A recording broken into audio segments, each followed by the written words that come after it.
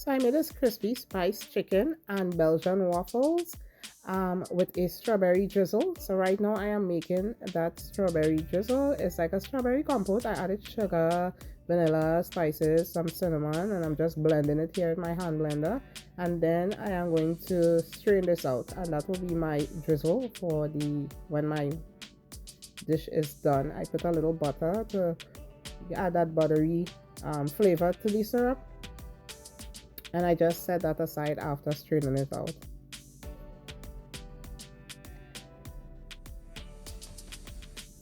Now I'm working on my waffles. I have some whole milk here. I'm going to put in some apple cider vinegar, and that will be my buttermilk. I am just doing this like this because I want to keep this as homemade as I can. You can use store-bought buttermilk if you prefer.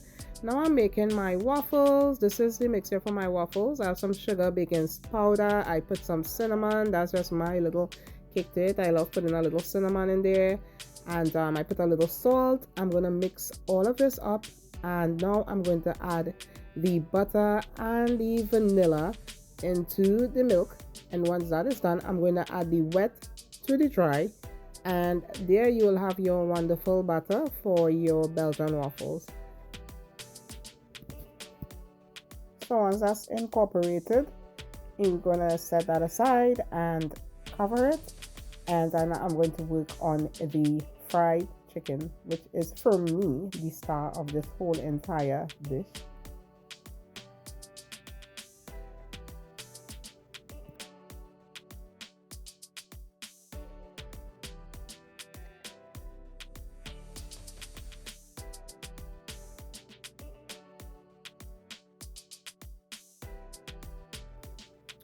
I have a fried chicken recipe on my channel. I will leave the link in the description, but that's what I did for this chicken. It's the same butter, it's the same seasoning on the chicken, marinating it overnight, and it's just the same.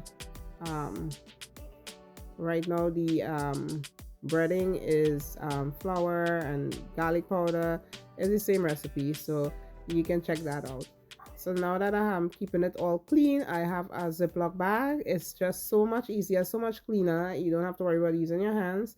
And I'm going to just take these out and put them on a wire rack while my oil is getting heated and hot. Now this hot have to be the oil have to be piping hot. So once the oil gets up to 375, I put in my candy thermometer in my pot so I can tell when it gets to deep frying stage. So I'm gonna just continue on with all my chicken breast. It is just such a nice easy cleanup doing it like this. I don't have to worry about too many dishes or anything like that. So that's what I like about this method.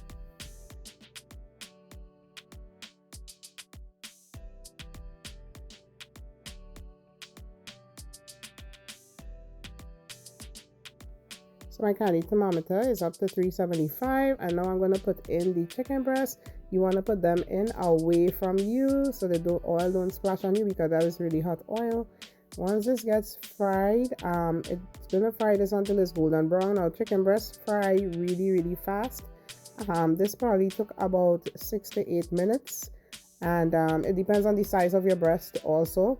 These weren't that big. If you have bigger pieces, you'll take a little longer. And now I'm just going to spray some,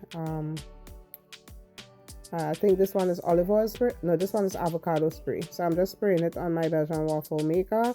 And I'm going to put that batter that was sitting for like 5 to 10 minutes. I had it just sitting there while I was doing the chicken. So now I'm going to work on that. And I'm going to just put that batter on there and cook this. And you will, just follow the settings on your waffle maker. So now you're just going to flip this over and just wait for it to show that it is done.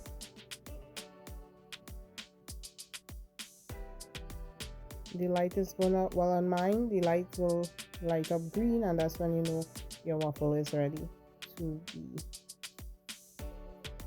out. And it's gonna look like this. Isn't that beautiful? So this is my finished chicken and waffles. It was so delicious, just adding that strawberry sauce to that nice spicy chicken and the tasty waffles. I mean, it was a really great recipe, and I hope that you guys try this. God bless. Bye.